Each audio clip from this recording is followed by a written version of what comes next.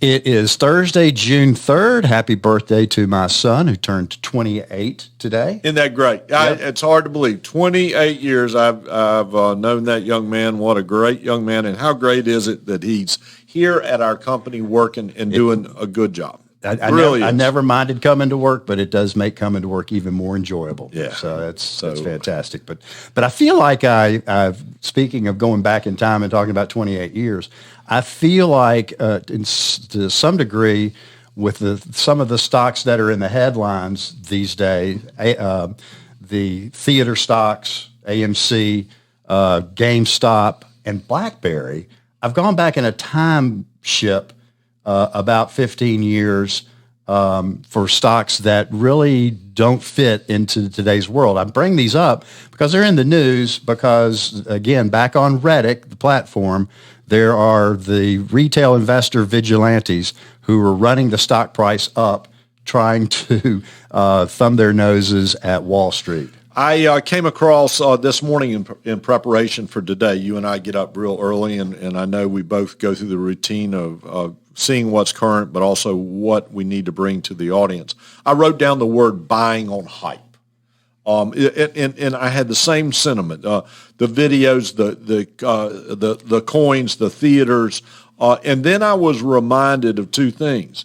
The largest cyber security, we know what that is, has fallen from April to the end of May 40%.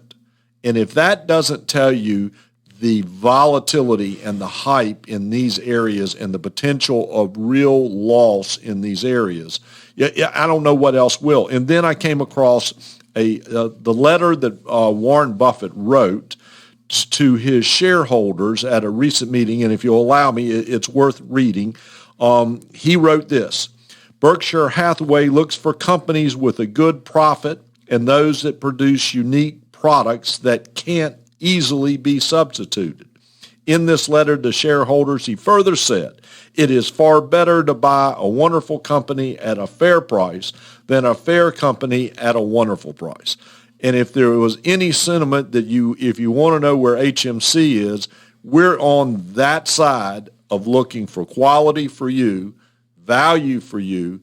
Let's take advantage of opportunity, but we aren't going to get caught up in this hype and that potentially could really create problems. Absolutely. So when you look at your lineup of investments, you've probably heard of 90% of them. So we follow that dictum that you just talked about with Warren Buffett.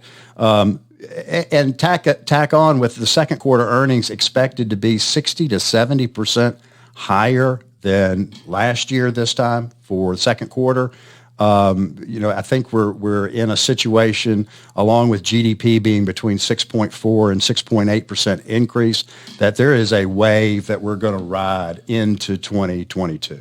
We're looking at the runway through the end of this year into next year. We're asking questions to ourselves, to outside folks that we draw from. What are the right sectors to be in? What sectors should we avoid? What should we center down on as we get into the second half of the year? What are the bubbles that we need to pay attention with? And then what are the air pockets that we're going to have to go through? We're going to spend the summer doing that. And if you have any questions, you can always call us. We'll be glad to help you in any way possible, and we'll be reviewing your accounts. But we appreciate so much your being with us and allowing us to be with you each and every week. Well, remember, it is your money. And your money matters, and we'll see you next week.